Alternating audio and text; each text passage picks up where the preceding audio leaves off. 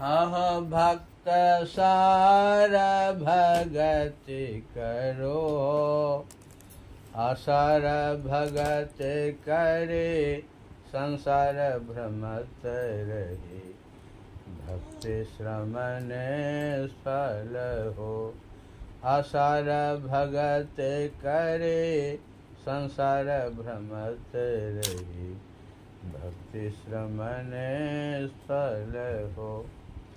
अहो भक्त छारो बालक खेल हो, अहो भक्त छारो बालक खेल हो। बाहर भर मन बालक जैसन, अभ्यंतर धसो हो। बाहर भर मन बालक जैसन, अभ्यंतर धसो हो। अहो भक्त सर्वेश्वर सर्वमय हो, अहो भक्त सर्वेश्वर सर्वमय हो। सब महाभरपुर त्रिपट करन दूर, घट त्रिपट खोलो हो। सब महाभरपुर त्रिपट करन दूर, घट त्रिपट खोलो हो। अहो भक्त घट ही मिलहि हो, अहो भक्त घट ही मिलहि हो। बाहर भरा में हो, नहीं प्रभु पै हो। भव दुख सही हो, बाहर भरा में हो, नहीं प्रभु पै हो। भव दुख सही हो। अहो भक्त द्विभुज चतुर भुज हो, अहो भक्त द्विभुज चतुर भुज हो। अष्टारो अनंत भुज श्याम शुक्ल तेज पुंज, सब रंग शब्द धोखा हो। अष्टारो अनंत भुज श्याम शुक्ल तेज पुंज, सब रंग शब्द धोखा हो। अहो भक्त प्रभु आत्मरूपे हो, अहो भक्त प्रभु आत्मरूपे हो। स्थूल सूक्ष्म रूपे कारण स्वरूपे, स्थूल सूक्ष्म रूपे कारण स्वरूपे, सब माया कृत हो। स्थूल रूपे स्थूल सूक्ष्म रूपे कारण स्वरूपे, सब माया कृत हो। अहो भक्त प्रकृति परे प्रभु हो, अहो भक्त प्रकृति परे प्रभु हो। धसो अंत अंतर पहुँच त्रिपट पर, तहाँ महि प्रभु लहो हो। धसो अंत अंतर पहुँच त्रिपट पर, तहाँ महि प्रभु लहो हो। अहो भक्त सार भगति करो, अहो भक्त सार भगति करो। असार भगति करे संसार भ्रमत रही। भक्ति श्रम निष्फल हो, असार भगति करे संसार भ्रमत रही। भक्ति श्रम निष्फल हो। मंगल मूरति सद्गुरु, मिलवै सर्वाधार। मंगलमय मंगल करन, बिनवो बारंबार। ज्ञान उदधिरो ज्ञान घन सद्गुरु शंकर रूप नमो नमो बहुबार सकल सुपूजन भूप।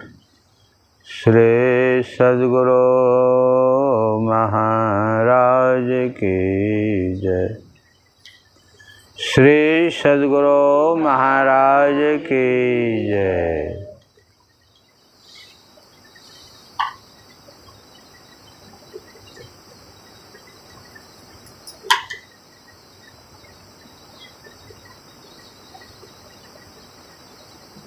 आदरणीय धर्म प्रेमी सज्जन वृंद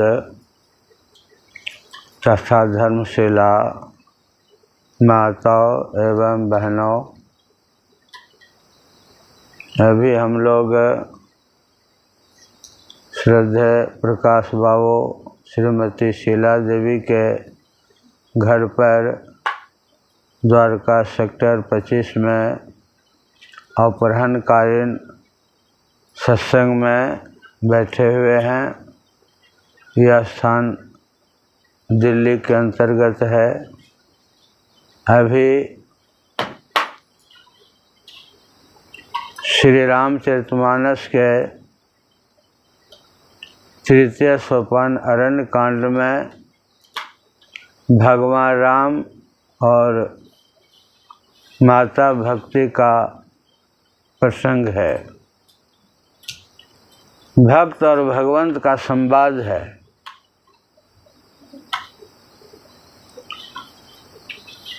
भक्ति का संस्कार अनेकों जन्मों का जब संयुक्त होता है तभी प्रभु परमात्मा की प्राप्ति होती है। जैसे किसी जलाशय में आप कंकर उठाकर फेंक दीजिए, उसमें तरंग उत्पन्न होता है। वह तरंग किनारे लगकर ही रुकता है, बीच में नहीं रुकता है। ठीक उसी प्रकार जिस नरनारी के अंदर भक्ति का भाव जागृत हो जाता है, वह चाहे जितने जन्म क्यों न लगे, परमात्मा का साक्षात्कार कराकर ही छोड़ता है।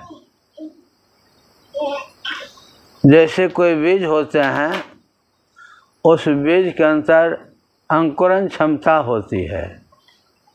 जैसे मक्का है, गेहूं है, इसमें साल 2 साल का जो बीज होता है उसमें अंकुर होता है, नहीं तो मर जाता है। अंडी है, अंडे में 5 साल के बाद भी बोइएगा, उसमें अंकुरण क्षमता होती है, वो अंकुर हो जाएगा, पौधा हो जाएगा।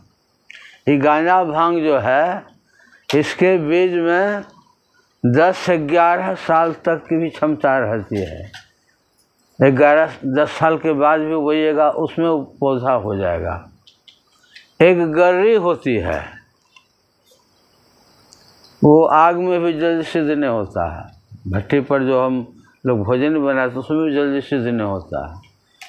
वो 30 से 31 साल के बाद भी उसको बोइएगा, उसमें अंकुर हो जाएगा। लेकिन भक्ति का बीज जिस नर नारी के अंदर फल गया है, चाहे सहस्रों जन्म क्यों न लग जाए, वह मुक्ति दिलाकर ही छोड़ेगा। भक्ति हम करते हैं, हमारा आपका शरीर छूटता है, तो शरीर न छूटता है। ये तो शरीर हमारे आपके लिए एक वस्त्र के समान है। जैसे कपड़ा हम पहनते हैं, पुराना हो जाता है, उस कपड़े को हटा देते हैं, फिर नए कपड़े को पहनते हैं। उसी प्रकार जीवात्मा के लिए शरीर एक वस्त्र के समान है। जिस शरीर में जीव को जितने दिनों तक रहने का होता है, उतने ही दिनों तक वह जीव रहता है। उसके बाद वह जीव शरीर को छोड़ करके चला जाता है। ये ईश्वरीय विधान है। इस विधान को कोई तोड़ नहीं सकता है। हम आप घर गृहस्थी में रहते हैं, एक संबंध है, पति पत्नी का संबंध है, पिता पुत्र का संबंध, इस शरीर का संबंध है, आत्मा का कोई संबंध नहीं है। आत्मा शरीर है ही नहीं। जिसके शरीर में जाता है शरीर से संबंध हो जाता है, पति पत्नी बेटा बेटे सब, इस शरीर का संबंध, आत्मा कोई संबंध नहीं है। जीव अगर मनुष्य जीवन से भक्ति आरंभ कर देता है, चाहे जितने समय लगे, उसके अंदर भक्ति का संस्कार नाश नहीं होता है। भक्त बीज विनशे नहीं, जो जुग जाए अनंत, ऊंच नीच घर जन्म ले, तो संत को संत। भक्ति के बीज का नाश नहीं होता है। भक्त बीज विनशे नहीं, आए परे जो चोल, कंचन जो विष्ठा परे, घटेन सा को मोल। सोना अगर विष्ठा में पड़ जाता है, उसको धोने पर, साफ कर देने पर आप जाकर बाज़ार में बेचेंगे, उसका कीमत घटेगा? उसका कीमत नहीं घटता है। सोना का चाहे कीचड़ में पड़ गया, जहाँ भी पड़ गया है, उसको धोने के बाद वो सोना तो सोना ही रहता है। ठीक उसी प्रकार भक्ति का संस्कार जिस नर नारी के अंदर पड़ जाता है, वह कभी उसका साथ नहीं छोड़ता है। आपने मीरा के बारे में सुना होगा।